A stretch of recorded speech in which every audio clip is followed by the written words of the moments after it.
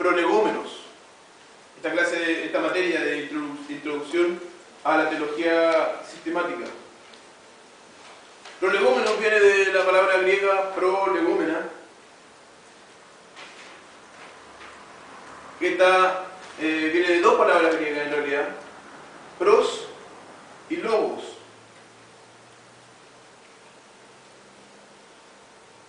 Las dos.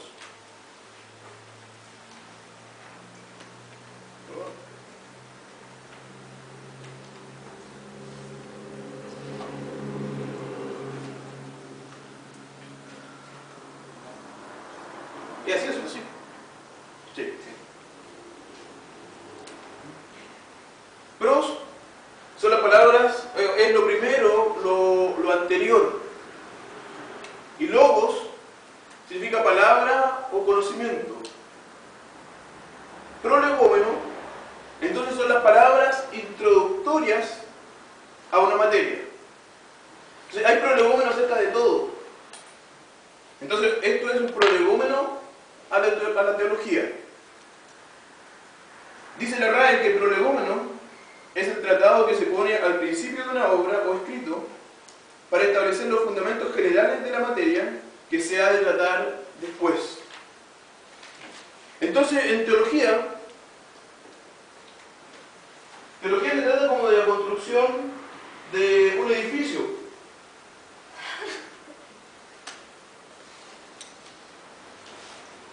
Se lo olvidó comprar. ¿Ya?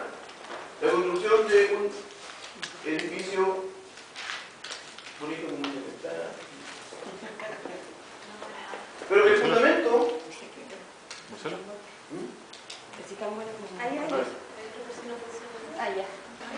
Oh. Ahora tengo 6. Es que no son tan buenos los míos. No, espere que ya no se... Pero si no, se me van a confundir. Y yo después lo devuelvo. Quedan de regalo a la academia.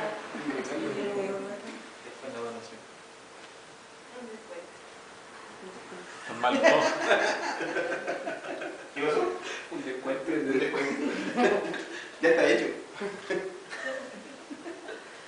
El prolegómeno entonces es el fundamento que nos va a permitir que nosotros podamos construir. Nos va a decir cómo nosotros debemos hacer la teología. Cuáles son los métodos que nosotros vamos a usar para acercarnos a la Escritura. Cómo tenemos que mirar la Escritura para que nosotros podamos hacer una buena teología sistemática.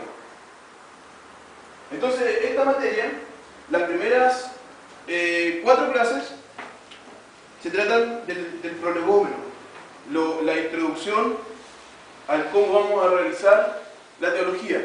Y esto es muy importante, porque distintas visiones de este fundamento nos van a hacer construir edificios totalmente distintos. Nosotros vamos a hablar acerca del liberalismo y el bartianismo, y que llegan a conclusiones totalmente distintas a las nuestras, porque ellos tienen prolegómenos distintos, visiones acerca de los métodos, visiones acerca de la Escritura, que son distintas. Entonces, si yo me acerco con un lente a la Escritura, yo lo voy a leer de una forma. Si me acerco con otros lentes, yo la voy a leer de otra forma. Hoy día es muy común hablar de distintas formas de teología. Teología de la prosperidad, teología de la liberación. Quien cree, por ejemplo, la teología de la liberación, él acepta como un presupuesto la ideología marxista. Entonces él después se acerca a la Escritura y la va a leer como si la Biblia estuviera enseñando los principios marxistas. Y de ahí entonces él va a sacar su interpretación de que el rico oprime al pobre, que es una verdad que la Escritura también nos dice, pero no dice todos los ricos oprimen a los pobres. ¿Va a hablar de los ricos o va a hablar mal de los ricos que oprimen? No de los ricos por ser ricos. O nosotros encontramos la teología feminista, que va a encontrar siempre en la Biblia esta relación de la opresión hacia la mujer. Y no es porque la Biblia lo enseñe, sino que porque van a la Escritura con esos anteojos. Entonces nosotros necesitamos tener un buen conocimiento o una buena base que nos permita construir bien el edificio. Hoy día se habla, por ejemplo, mucho acerca de la ordenación femenina. Es un tema en muchas iglesias. La mayoría, o gran parte de ellas, ordena mujeres. Pero para que yo llegue a la convicción de que las mujeres pueden ser ordenadas, yo tengo que partir de una base, de una forma de ver la Escritura que es distinta a la mía.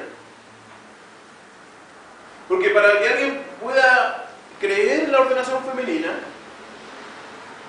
es necesario que crea que, por ejemplo, Pablo se equivocó o que él representaba solamente la visión de su época, una visión machista. Entonces nosotros hoy día vivimos en otra época y lo que Pablo dijo no es para hoy día, porque él vivió en otra época. Era simplemente, él reflejaba lo que creían en su época.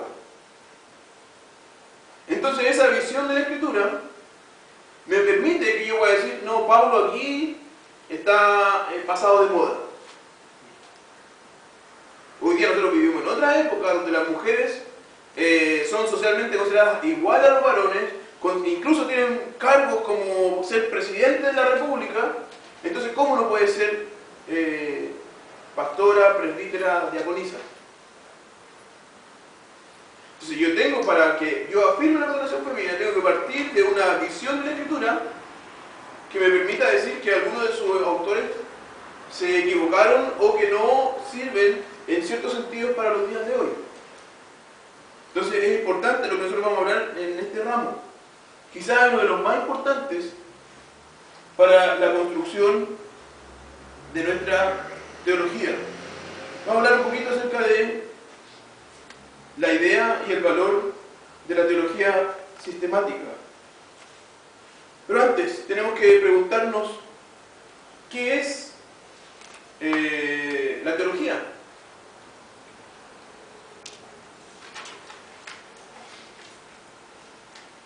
Teología es el discurso intelectual o racional acerca de Dios o de las cosas divinas. ¿Qué es lo que estudia la teología? Cuando nosotros nos vamos a juntar a hacer teología, ¿de qué vamos a hablar? Acerca de Dios. Y este discurso es intelectual o racional, no es a partir de las emociones que nosotros vamos a hablar acerca de Dios, sino que nosotros vamos a pensar acerca de Dios y de las cosas divinas. ¿Qué dice la pregunta 2 del Catecismo Menor? ¿Cristian? ¿Qué regla ha dado Dios? Ya, en la Escritura. ¿Y la 3? Las Escrituras que están... ¿qué enseñan principalmente las Escrituras? ¿Qué enseñan principalmente las Escrituras? ¿Y qué enseñan? Enseñan lo que nosotros debemos saber acerca de Dios y lo que Él requiere. Y lo que Él requiere de nosotros. O sea, las Escrituras nos hablan acerca de Dios y de su voluntad para nosotros. Y eso es hacer teología.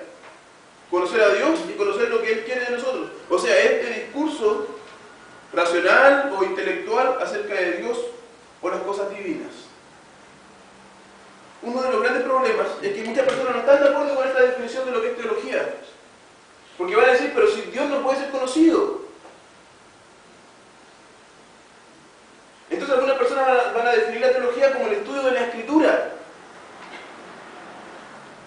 Y no de Dios. Pero nosotros tenemos que entender de qué habla la Escritura. Y la Escritura habla de Dios. Es cierto que nosotros vamos a estudiar la Escritura, pero no es solamente para conocer la Escritura como libro, sino que nosotros estudiamos la Escritura como un medio para conocer a Dios. Entonces el propósito último de la teología es conocer a Dios. ¿Esa definición es propia tuya o es propia Esta parece que es mía. Si no tengo nada anotado aquí acerca de fuentes, luego vamos a colocar algunas fuentes.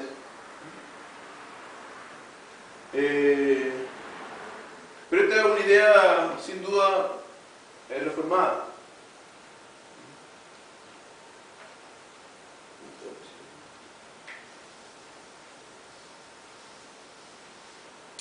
Entonces, es verdad que nosotros vamos a leer, vamos a estudiar este libro, vamos a fijar nuestras miradas en este libro, pero porque este libro nos habla acerca de Dios. El propósito entonces de la teología es conocer a Dios. No solamente conocer su palabra, sino que la palabra es un medio para que nosotros podamos conocer a Dios. Ahora, ¿qué es la teología sistemática? Porque hay distintas formas de hacer teología. Hay, por ejemplo, teología sistemática,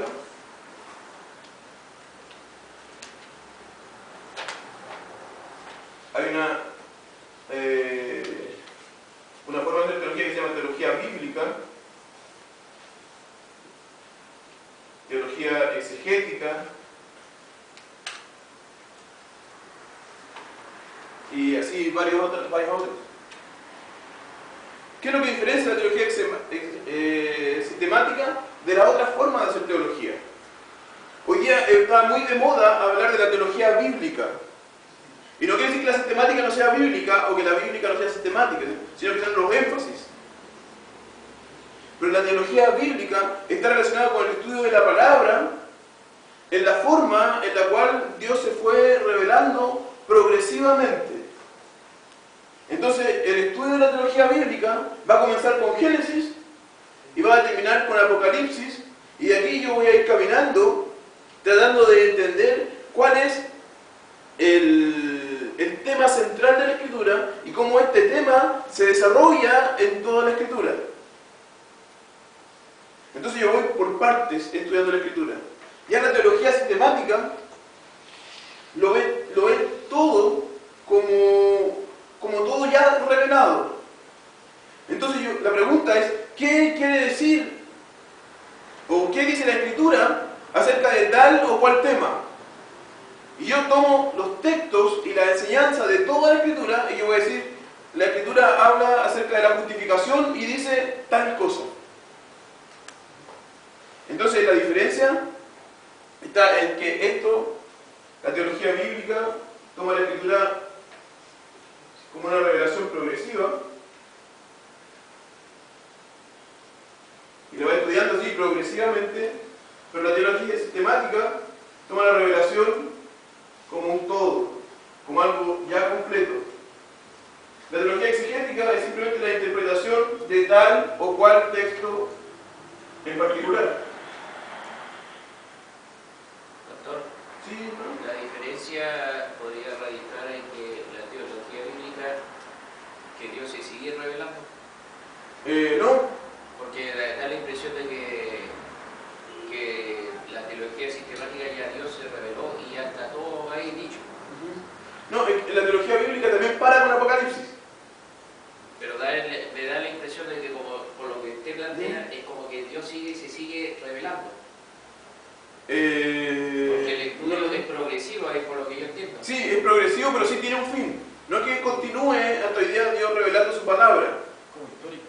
sino claro, lo ve en el sentido histórico. ¿Qué es lo que conocía Adán y Eva? Es distinto a lo que conocemos hoy día. Entonces la teología bíblica se va a preocupar de esto, cómo Dios se reveló en la historia y cómo el pueblo iba conociendo esta revelación. La era más específico, por ejemplo, cuando Adán les dijo unas palabras sobre el pacto, pero no fue tan específico. No fue claro, después fue añadiendo información, y luego fue añadiendo información, y luego fue añadiendo más información. Entonces de forma progresiva Dios se fue añadiendo. Nosotros hoy día tenemos más palabras de Dios reveladas a nosotros que la que tenía, no sé, Moisés. Tenemos mayor conocimiento. Entonces se va estudiando de esa forma. Por ejemplo, uno de los centrales para algunos teólogos bíblicos es el pacto. Entonces van a leer cómo el pacto, el tema del pacto se desarrolla desde Adán hasta el Apocalipsis. Entonces la información que Dios va sumando, cómo los reyes hablan acerca del pacto, la función de los sacerdotes en el pacto, entonces van así haciendo este tipo de teología. Ya la teología sistemática lo toma, va a leer la escritura como un todo que habla acerca de, aunque tiene un tema central, pero habla acerca de varias cosas distintas. Y la pregunta de la teología sistemática es, ¿qué dice la Biblia acerca de tal tema?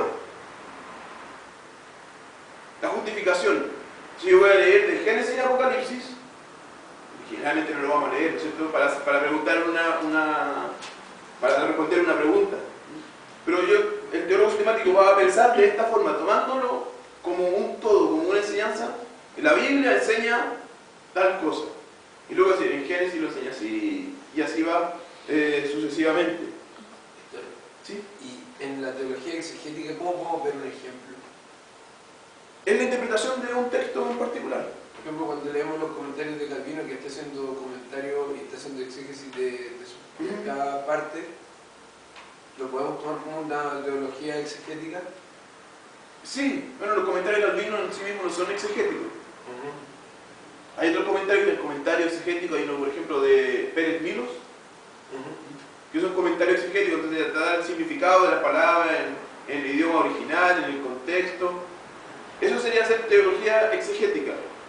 No se preocupa ni por la progresión de la revelación, ni por la Biblia como un todo, sino que con ese texto en particular. ¿Qué es la teología sistemática? Es la disciplina que responde a la pregunta: ¿qué enseña la Biblia acerca de un determinado tópico? Es el estudio metódico de la Biblia que ve la Sagrada Escritura como una revelación completa, en distinción con las disciplinas de teología del Antiguo y del Nuevo Testamento y la teología bíblica, que se acercan a la Escritura como una revelación progresiva.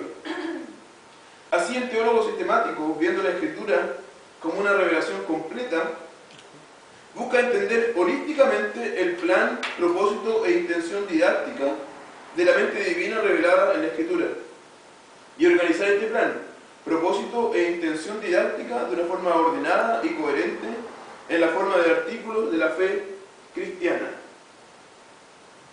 Cuando nosotros preguntamos,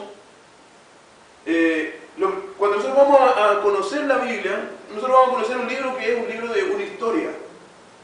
La Biblia cuenta una historia real, histórica, pero es una historia. Pero yo, cuando me hago una pregunta luego de leer la Escritura, yo no voy a preguntarme qué es lo que sabía Adán en ese momento. Casi siempre mi pregunta acerca de la Escritura es: ¿qué dice la Escritura acerca de la muerte? ¿Qué dice la Escritura acerca de la alegría de los creyentes? ¿O qué dice acerca de mi salvación? Entonces, porque nosotros pensamos de forma holística, de forma completa, y tratamos de buscar un mensaje completo en toda la Escritura. Pregúntese, cuando alguien le pregunta algo acerca de la Biblia, le va a preguntar de esta forma sistemática. Porque es la forma en la cual nosotros pensamos. Y cuando nosotros pensamos también de esta forma sistemática y vemos la Escritura como un todo completo, estamos dándole gran valor a la idea de que la Biblia contiene o tiene un autor y que hay total concordancia entre todo lo que los autores humanos escribieron. La idea de la teología bíblica nació principalmente en el liberalismo. Luego sí fue redimida, por decirlo de alguna forma. Pero la idea de la teología bíblica comenzó en el liberalismo, que ellos piensan no hay inspiración. Cada autor escribió lo suyo. Entonces van a hablar acerca de la teología del Pentateuco. Y luego van a decir otros: bueno, el Pentateuco no fue escrito solamente por Moisés. Hay 3 fuentes. Entonces vamos a estudiar lo que una fuente escribió, otra fuente escribió y la otra fuente escribió. Y ahí paran. Vamos a estudiar lo que dice Isaías, pero ellos dicen, hay dos autores de Isaías. Entonces, lo que dice un Isaías y lo que dice el otro Isaías, y ahí para. Entonces, ellos no logran ver coherencia entre toda la escritura. Si yo soy capaz de pensar de forma sistemática, es porque creo que toda la Biblia es coherente. Si no, no podría hablar del mensaje de la Biblia. Tendría que hablar del mensaje de cada uno de los autores de la Biblia. Pastor, ¿Sí? una duda. Ahí yo entiendo que es verdad, que dice que la teología es que nos enseña la Biblia, pero también uno tiene que basarse en el contexto. ¿Sí? ¿Por qué fue escrito eso? Entonces uno tiene que volver a la historia, en las circunstancias que fue hecho. Por ejemplo, cuando Dios mató animales para cubrir a Adán y Eva. Claro, uno sabe que ahí ya hubo un sentido de sacrificio, que la paga del pecado es la muerte y el derramamiento de sangre, y todo eso para cubrir una maldad, un pecado. Pero uno tiene que basarse también en lo que dice en el contexto y después sacar uno una aplicación en ese sentido. A eso es lo que se refiere más o menos lo que es la teología sistemática, porque si no, si yo voy a basar en lo del pasado, pero a lo mejor el mensaje de Dios fue otro, a otras personas, en otras circunstancias. Vamos a ver esto cuando hablemos acerca del método. Vamos a hablar un poquito acerca de eso, cómo interpretamos la escritura. La idea de poder leer un versículo aislado del texto no nos permite hacer una buena teología. Pero lo vamos a ver me parece que en la tercera clase. ¿Existe una relación, por ejemplo, se puede estudiar teoría exegética y sistemática al mismo tiempo? Todo teólogo sistemático ¿Tienen alguna relación en el fondo? sí, están totalmente relacionadas. Todo el ámbito de la teología va a estar relacionado. Porque no estoy diciendo aquí que ninguna de estas sea, o que alguna de ellas sea mala, o que las conclusiones de la bíblica sean distintas a las conclusiones de la sistemática. Al contrario, estas me van a ser herramientas para que yo pueda llegar al conocimiento sistemático de la escritura.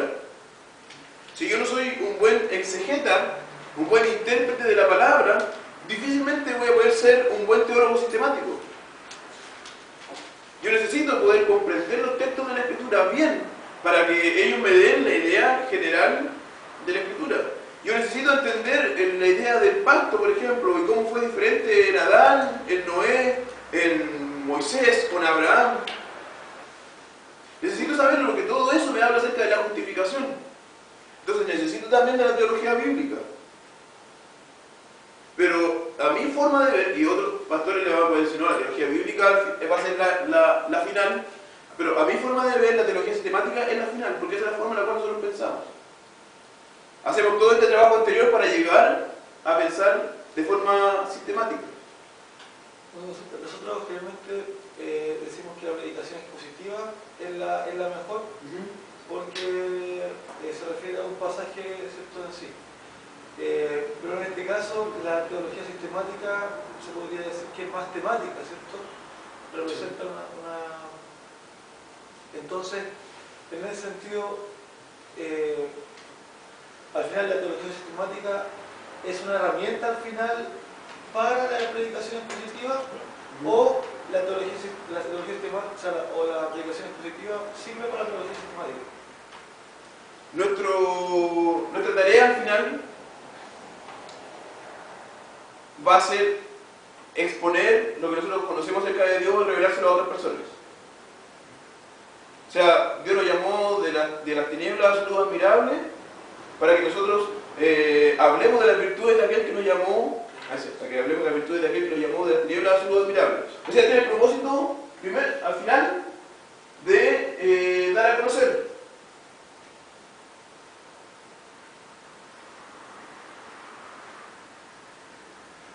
En ese sentido, la predicación tiene que alimentarse de todo esto que es anterior, que es el estudio de la Biblia. Pero cuando yo voy a predicar, yo voy a buscar cualquier texto de la Escritura y él me va a hablar acerca de una doctrina. No hay ningún texto de la Escritura que no me hable de hablar acerca de alguna doctrina. Todos me van a hablar acerca de una doctrina.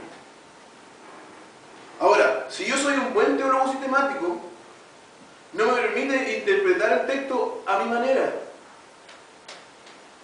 Porque yo voy a saber lo que la Escritura me dice acerca de esa doctrina. Uno de los principios de interpretación es que los textos no se pueden contradecir. Es el principio que se llama de la analogía de la fe.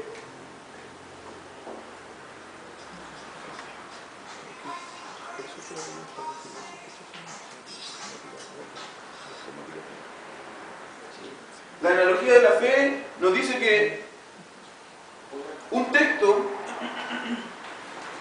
debe ser interpretado a la luz de otros textos.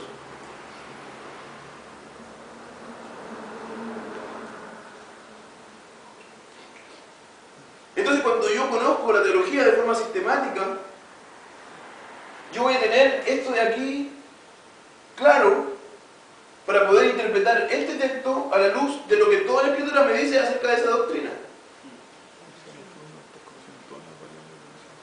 Porque si yo saco los otros textos, saco la Escritura, el contenido o la enseñanza de la Escritura de forma general, yo voy a poder interpretar de forma libre y muchas veces de forma equivocada los textos.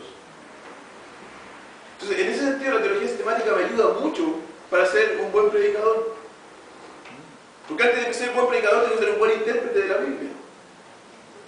Y me va a ayudar a interpretarla correctamente. ¿Sí? O sea, tienes como hacer un estudio de forma inductiva. Porque, por ejemplo, me voy a agarrar un texto, un pasaje de la Biblia, y voy a ir sacando, ya, por ejemplo, no sé, está leyendo un salmo, y el salmo dice lo que pasó con Israel antiguamente, o sea, a ver, el contexto, ya esto, no sé, por todo fue literaria, ¿no? Así, al final es como entiéndolo. Sí. Claro, y a la luz del contexto, cuando yo voy a interpretar cualquier texto de la Escritura, yo voy a tener que pensar qué dice después la Escritura acerca de esto. ¿Cómo lo interpretó Jesús? ¿Cómo lo interpretó Pablo? ¿Lo citó o no lo citó? Pero cuando habla acerca de la justificación, Abraham fue justificado por la fe, nos dice ya Génesis. Pero allá nos da muchas luces de qué significa ser justificado. Entonces yo tomo todo lo que la Escritura me enseña acerca de la justificación, y yo cuando voy a interpretar ese texto y lo voy a predicar, voy a tener que exponer qué significa la justificación. Si yo no tomo el futuro y no tomo la enseñanza de toda la Escritura, me quedo sin información para poder hablar acerca de la justificación de Abraham, o con muy poquita información. Entonces yo necesito el contexto de toda la Escritura para poder interpretar un texto. Por eso la teología sistemática, a veces uno dice, ¿qué es primero? ¿La sistemática o la exégesis? La verdad es que están totalmente relacionadas, es como un círculo. La interpretación de un pasaje me va a ayudar para la sistemática, y la sistemática me va a ayudar para la interpretación de un pasaje.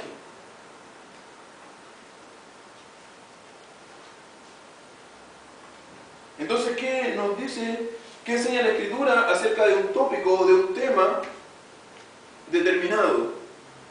Eso es la teología sistemática, pensarlo entonces de forma lógica lo que nos dice acerca de un determinado tema. Y por eso, nosotros dividimos la teología sistemática en 8 materias principales. No tengo, pues, es otra de las cosas que hay que comprar. Ni siquiera te lo dicen. Yo lo voy diciendo. Primero, la introducción a la teología sistemática. Luego nosotros vamos a hablar acerca de Dios. ¿Qué es lo que la Escritura dice acerca de Dios? De su ser, de sus atributos, de sus obras.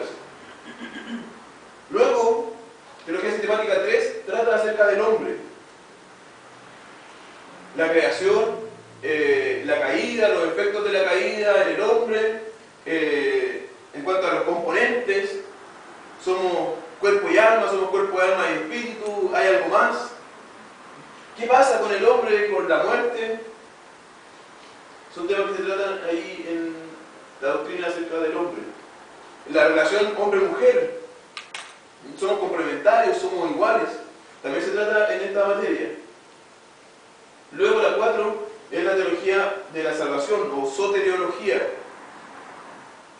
De ahí se habla acerca de qué es la fe, qué es la justificación, qué es la redención, cómo Dios nos llama para que nosotros seamos salvos, qué es la glorificación. Luego, la doctrina acerca de Cristo, la cristología, acerca de su naturaleza, acerca de la unión de su naturaleza, sus atributos divinos, sus atributos como humanos. El Espíritu Santo, lo mismo.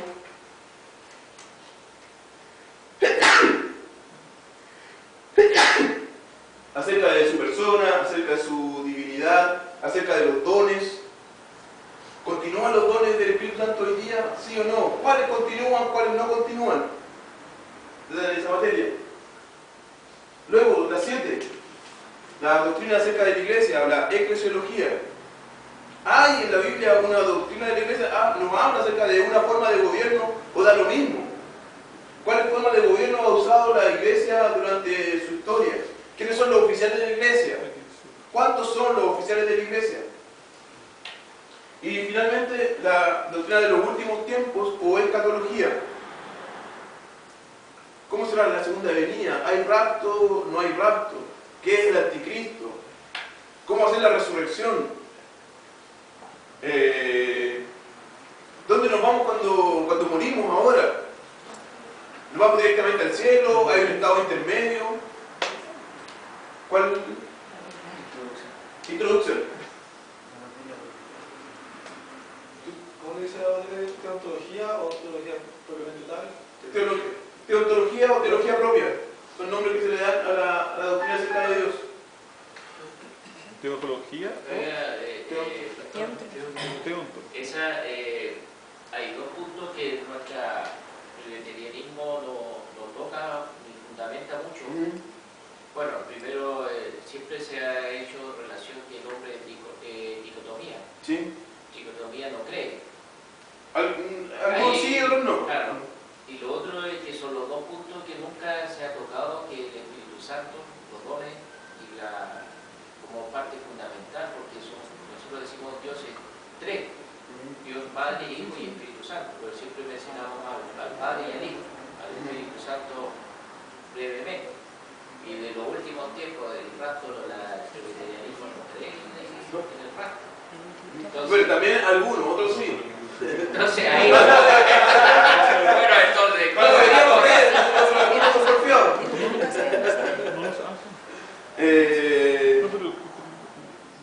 Pero esas son, de forma general, las 8 materias que se estudian en la teología sistemática. Hay otros que agregan otras cosas, angiología, demonología y cosas así, que generalmente uno las trata en la doctrina acerca de Dios y la creación, o a principio acerca del hombre. porque esos tres puntos le mencioné, siempre me ha fascinado cómo enfocarlo, porque son temas medio conflictivos. Ya sabes entonces. Siga las clases. ¿Pero vas a volver presbiteriano?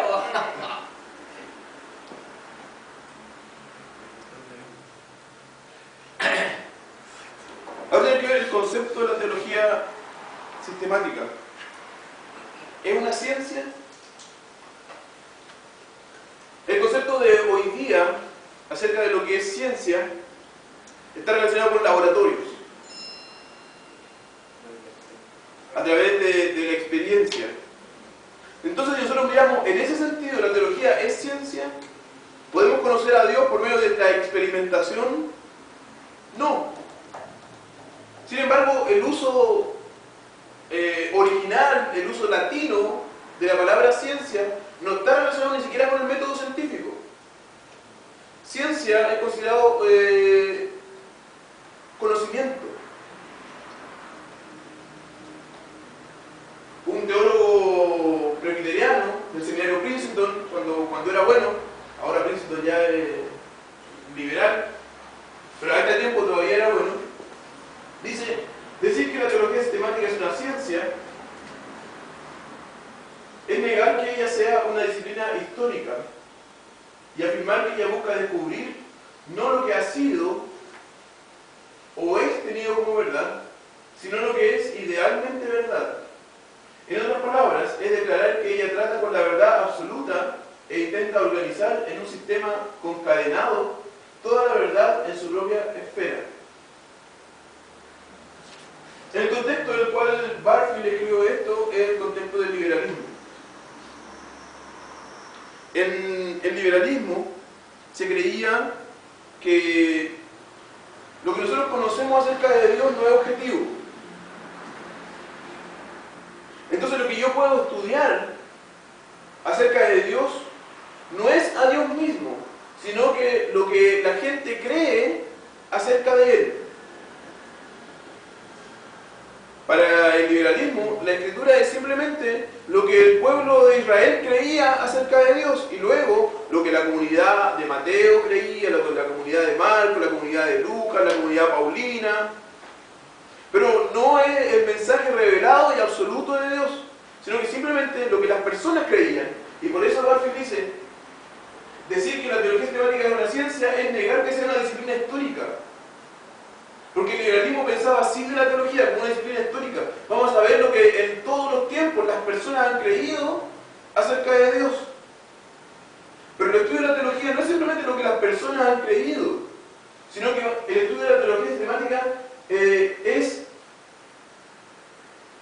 considerar lo que idealmente es verdad, de aquello que es verdad de forma absoluta y es revelado por Dios. Entonces la teología sistemática no busca descubrir lo que las personas piensan acerca de Dios, sino que cuál es la verdad acerca de Dios. Y en ese sentido es ciencia. No en el sentido de experimentación, no en el sentido del método científico de hoy, sino que en el sentido más puro del estudio de la verdad. Entonces, ¿la teología sistemática es una ciencia? Sí. O la teología es una ciencia, sí, porque se preocupa del estudio de la verdad acerca de algo. Ese es el sentido original de la ciencia. Y en ese sentido, la teología sistemática sí es una ciencia. La teología sistemática trata de declarar, es declarar que ella trata con la verdad absoluta. De eso nosotros tratamos. De eso es lo que nosotros estudiamos, la verdad absoluta. Y organizar esta verdad de forma ordenada o concatenada, de forma lógica o intelectual o racional, como habíamos dicho al principio. Esto lo digo en ese artículo, se llama La idea de la teología sistemática. Doctor, ¿Sí? y ahí se ve como la influencia de Hegel, que hace un estudio de la historia en la filosofía, y va adecuando los pensamientos a un contexto, pero que ese contexto es distinto al que viene después. Hay que interpretarlo de forma distinta. Claro. Claro, en ese sentido, bueno, seguro lo que dice Cristian, yo no estoy seguro. Pero para muchos, y debe ser para Hegel también, la interpretación, el estudio de la historia es simplemente pensar lo que las personas cómo ellos han interpretado el acontecer. Y de esa forma entonces este estudio no es objetivo, porque estudia simplemente la interpretación subjetiva de las personas, porque para ellos es imposible conocer la verdad. Entonces, lo único que pueden conocer es lo que la persona cree acerca de la verdad. Y sí, Hegel fue una influencia para el liberalismo, para esa forma de ver la escritura. Entonces Barfield niega, perdón. Entonces Barfield niega esta forma de mirar o de conocer. No es simplemente una doctrina que estudia la historia, es una doctrina que estudia, o es una disciplina que estudia la verdad. Pero, pastor, ¿Sí? a ver, a mí me cuesta un poco entender algunos conceptos. Hace un par de días atrás en el trabajo, parece que nos cortaron todos medio locos y nos llevaron a un curso de psicología ¿Ya? y nos mostraron una imagen. Y en esa imagen habíamos 6 personas, pero los 6 pensamos distinto. Y es una misma imagen. Entonces no podría ser en ese aspecto de una interpretación que pueda suceder. Claro que sí, nosotros interpretamos las cosas de formas distintas. Cuando yo miro la historia, yo puedo interpretarla de una forma y usted puede interpretarla de otra forma. Pero cuando yo miro la escritura, yo estoy viendo la interpretación que Dios hace de la historia. Entonces la escritura no es simplemente la interpretación de Moisés acerca de las cosas que sucedían en sus días. La escritura es lo que Dios dijo y como Dios interpretó los sucesos que Él estaba en su providencia haciendo que acontecieran. Entonces la escritura sí nos revela de forma objetiva lo que es la verdad. Y Dios en realidad puede ser el único intérprete perfecto de lo que está pasando, porque Él lo conoce todo, porque Él lo determinó todo. Si no fuera porque Dios nos revela y nos interpreta los hechos, sus hechos en la historia, para nosotros la historia no tendría sentido. Y sería individual para cada uno de nosotros. Imagínense el faraón, cuando sucedieron las 10 plagas. ¿Pero qué está pasando? Fueron quizás estos dioses que se enojaron y necesitamos hacer sacrificios. Pero llega Moisés y le dice, esto está pasando, es por esto. Entonces Dios da la interpretación correcta para los sucesos de la historia. Y eso es lo que nosotros estudiamos. La verdad de forma objetiva. Y es cierto que yo miro este círculo y yo puedo decir es X y otro acá puede decir es Y. Y podemos, 2 personas interpretarla de forma correcta, pero están interpretarla de formas distintas, pero ¿están los 2 bien? No. Uno está mal o están los 2 mal. Pero en este caso, este de aquí es el que está bien. De esa forma que nosotros vemos el conocimiento, porque el conocimiento no es simplemente opiniones. El conocimiento no se trata acerca de mayorías. El conocimiento se trata de ser coherente con la verdad, de conocer la verdad. Eso es conocimiento. Y la escritura nos revela la verdad. En ese sentido nosotros trabajamos entonces en la ciencia en este sentido, de conocer la verdad de forma objetiva. No porque yo sea objetivo en mi interpretación, sino porque ella se presenta de forma objetiva, siendo yo soy la verdad.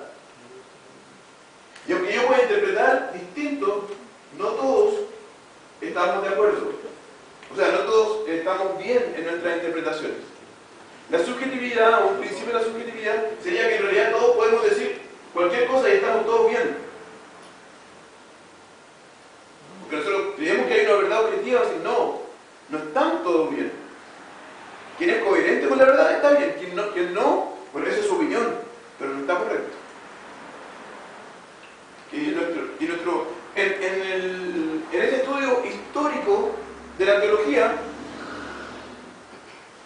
¿a quién le importaba si lo que el pueblo creía era verdad o no? El concepto de verdad para ellos no interesa. Lo que ellos querían saber era lo que el pueblo decía. Porque para ellos es subjetivo. Sí, lo que ellos quieren es conocer lo que ellos decían, lo que ellos pensaban en su tiempo. Más allá de si estaba bien o mal. No, para la teología, porque ella habla acerca de la verdad, sí le interesa.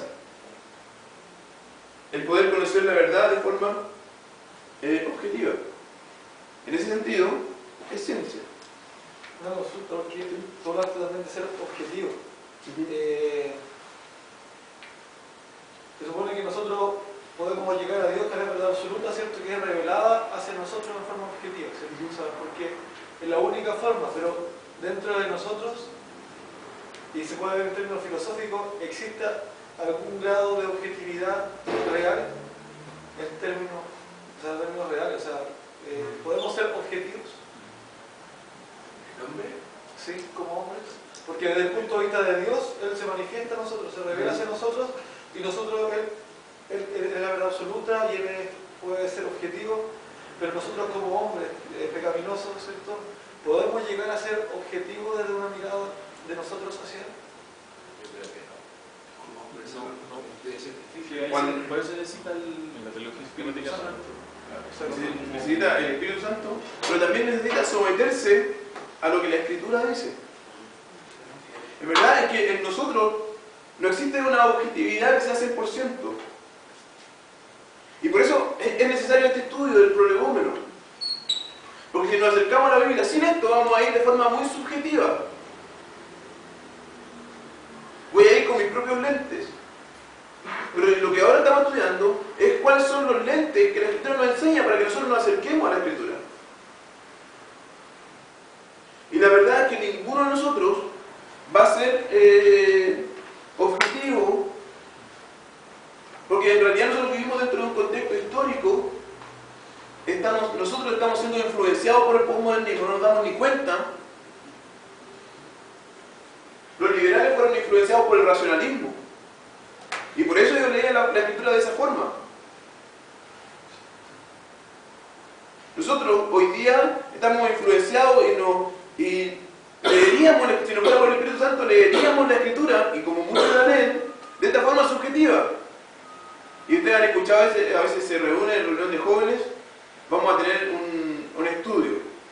Vamos a leer un texto de la Escritura y ahí, ¿qué significa para ti? ¿Qué significa para ti? ¿Qué significa para ti? ¿Qué significa para ti? Hacemos una conclusión entre todo lo que todos creemos y listo. Está rico el estudio porque todos aportamos. Pero esa es una forma postmoderna de leer el texto. A mí no me interesa lo que significa para ti, para ti, para ti, para ti, para ti. Me interesa cuál es su significado verdadero. Y si tú no llegas al significado verdadero, no está bien, tienes que llegar al verdadero. ¿Qué es lo que nos va a ayudar a esa objetividad que tenemos que buscarla? Primero, conocer cuáles son las cosas que nos influencian. Para que yo pueda decir, esto me está influenciando para que yo lea la Escritura de esta forma. Yo tengo que sacarme esos lentes. Y tengo que ser consciente de cuáles son los lentes que me están influenciando. Pero, pastor, bueno, por eso soy protestante. Proteste nomás.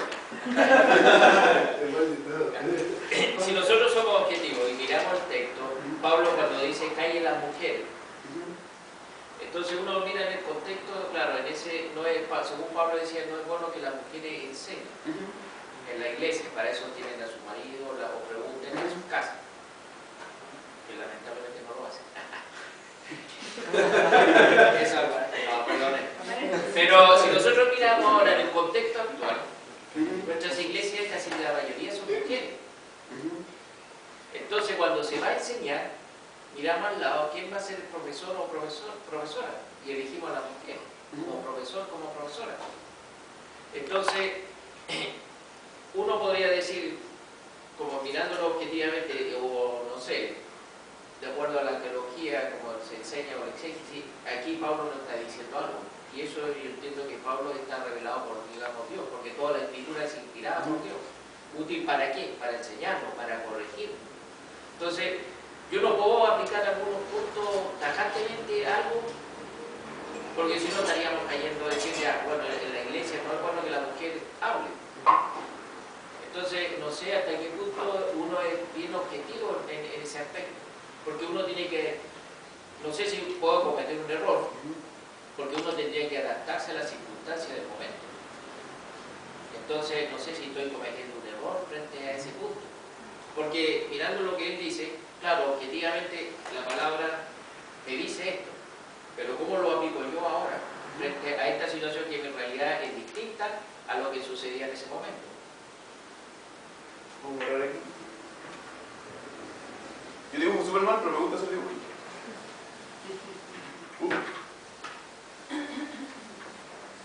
Y esto es para que la Rocío no cache nada de lo que estamos hablando. O sea, parábola. Cuando nosotros leemos la Escritura, debería haber dejado aquí. ¿Te quedó peor? cejas. Tómale las cejas. Así que, La escritura fue escrita en un contexto.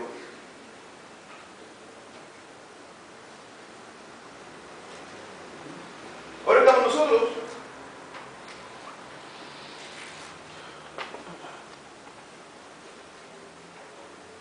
estamos en el contexto 1, contexto 2. Cuando nosotros vamos a leer la escritura y decimos que tenemos que estudiar el contexto para poder interpretarla, ¿de qué contexto estoy hablando? ¿Del momento que vivo yo o del momento que viven ellos? Del momento en el cual vivían ellos. Cuando vamos a hablar acerca del contexto, este es el contexto importante para poder entender la escritura. El problema es que muchos usan este contexto para interpretar la escritura. Entonces yo digo, pero es que hoy día las mujeres son la mayoría. Hoy día las mujeres, hay presidente que es mujer. Entonces yo voy a leer la escritura a partir de acá.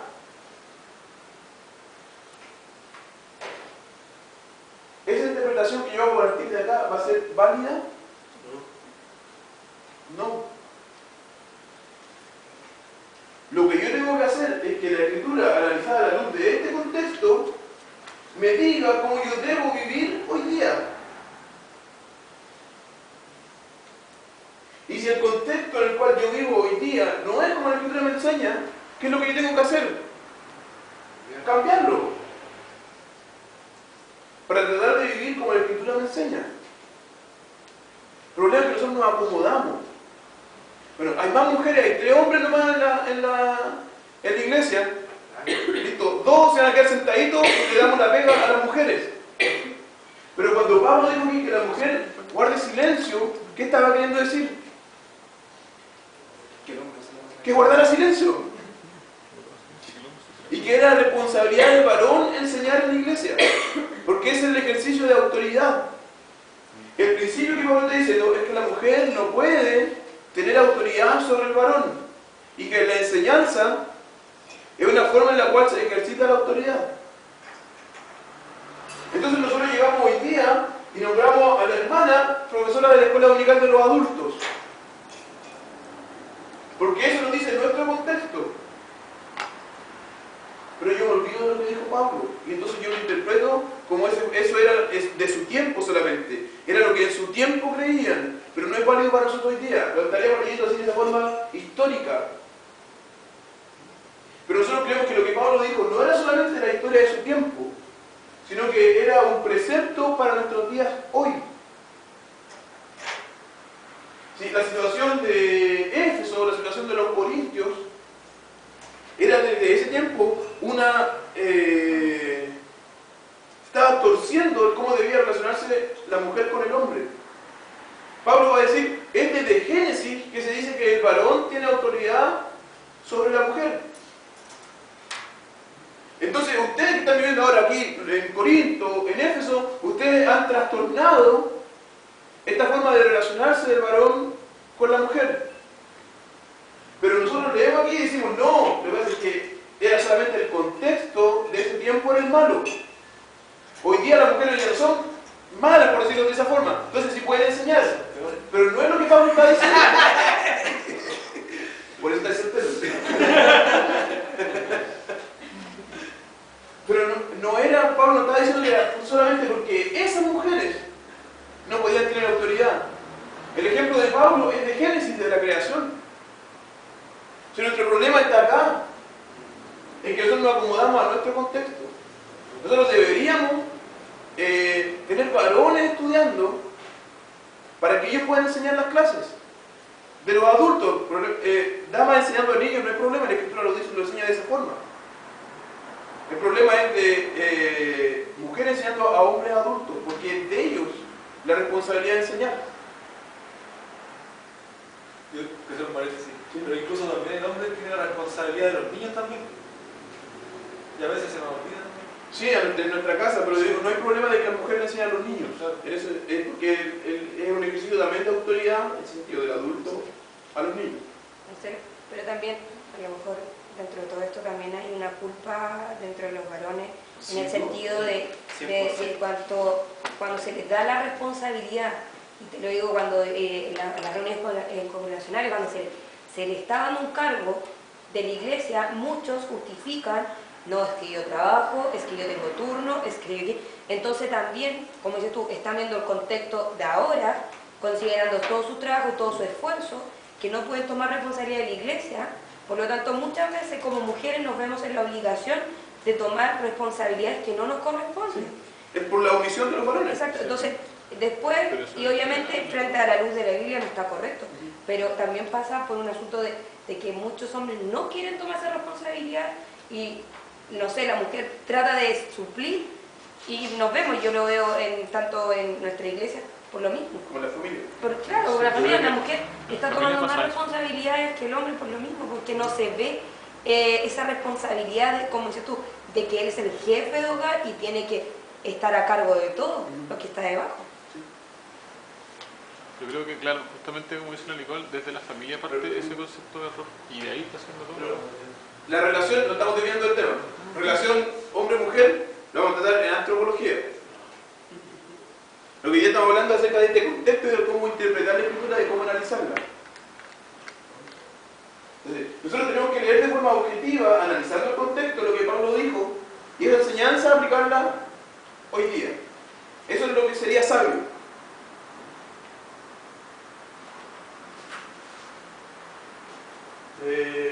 ¿Pasamos ya con esto?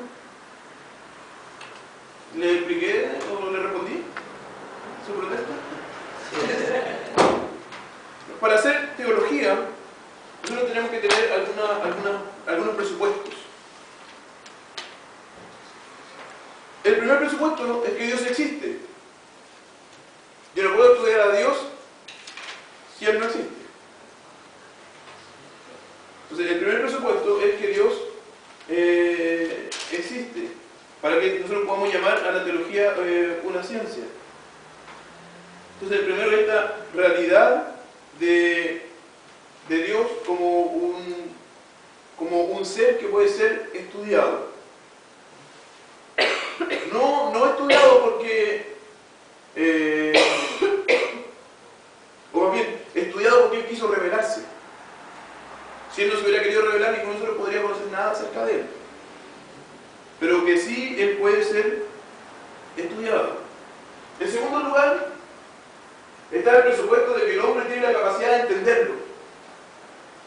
Si el hombre no tuviera capacidad de entender a Dios, la teología no tiene sentido. No podríamos estudiarlo. No estoy diciendo que el hombre, de forma natural y basado en nada, sino que en su propia mente, él pueda conocer a Dios. No estoy diciendo eso.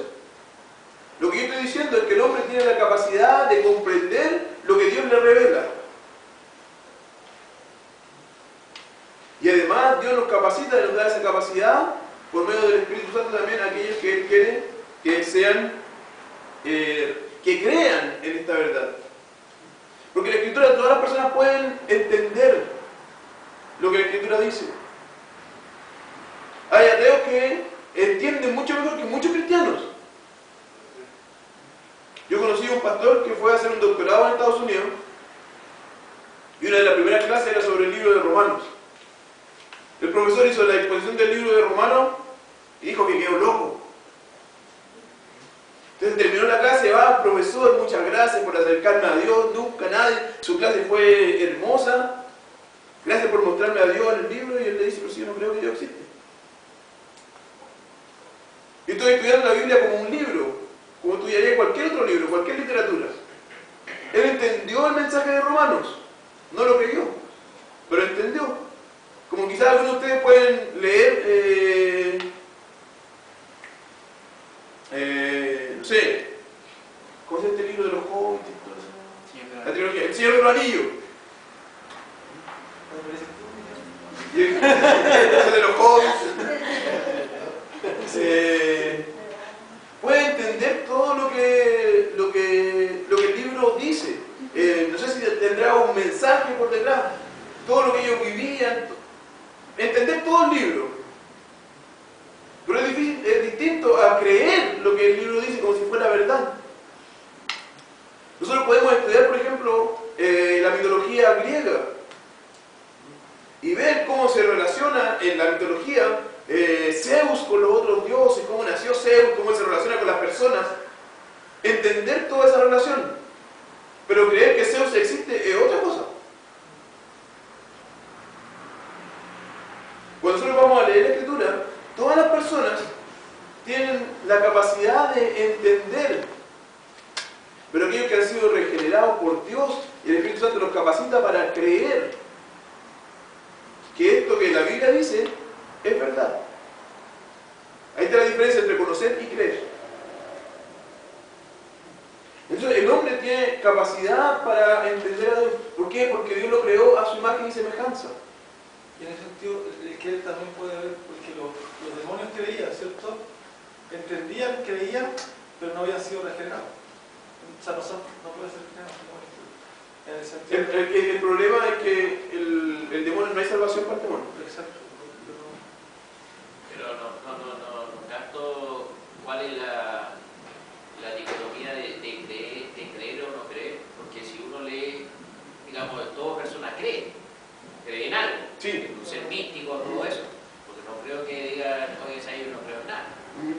Al decir yo no creo, significa que ya está creyendo. Sí. Entonces, no, me cuesta entender ese concepto, Sí. porque si uno lee algo va, porque algo busca. No, es creer que lo que la Biblia dice es verdad. Esa sería la fe que él salva. Que es real y que es verdad. Porque yo puedo leer un libro, El Hobbit. Leeré con el Hobbit. Harry Potter, ya voy a leer Harry Potter, que es decir, es la crónica de la vida. La bruja de Blair, ya. Bueno, luego de bruja.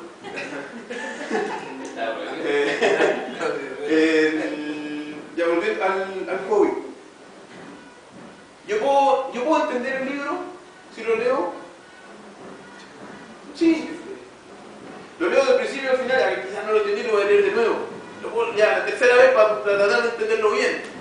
Otro que es más lento, ya voy a leerlo, cuarta, quinta vez. Para que me quede claro todo el libro. Pero cuando yo lo leo, yo sé que es ficción. Yo entiendo todo el argumento, pero yo no creo que eso sea verdad. Ahora, cuando yo leo la Biblia, hay personas que lo leen y la entienden, pero que no creen que sea verdad. Los cristianos la leemos, la entendemos, y por la acción del Espíritu Santo creemos que lo que ella dice es verdadero. Y esta es la diferencia entre creer en la Biblia, en Dios, y no creer.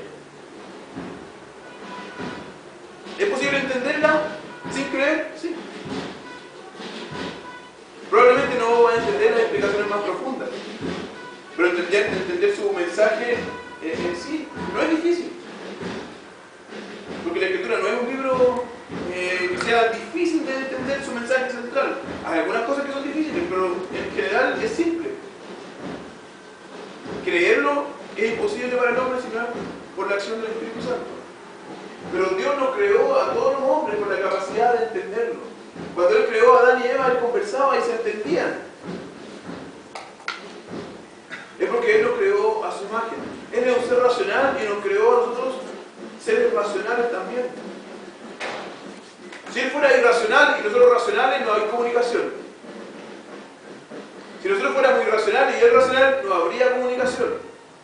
Pero Él nos creó seres racionales tal como Él es para que nosotros podamos entenderlo.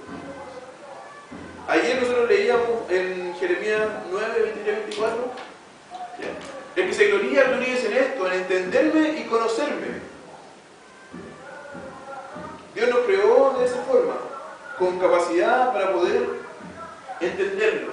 Y finalmente, el último presupuesto es que Dios mismo se hace conocido al hombre. Y es básico para poder hacer teología, que Dios se revele al hombre, que Él se haga conocido. Si no fuera por su revelación, no podríamos conocerlo. Parte de su revelación es incluso es su creación. Él lo creó para revelarse, para que Él fuera conocido entre nosotros. Entonces, estos son tres presupuestos que nosotros tenemos para la escatología. Dios existe, el hombre puede conocer a Dios, y Dios se revela al hombre para que éste lo conozca.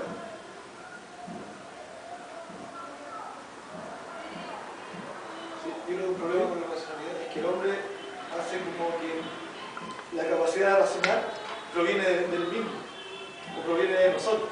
Entonces, como proviene de nosotros, no es dada de Dios. En cambio, el hecho de que nosotros lo recibimos de Dios y solamente porque Él es racional podemos ser racionales, podemos entender. Pero yo creo que, como decía, el problema está en que nosotros, el hombre, creemos que nosotros somos los racionales y que Dios no es racional. Claro. Y otro problema es que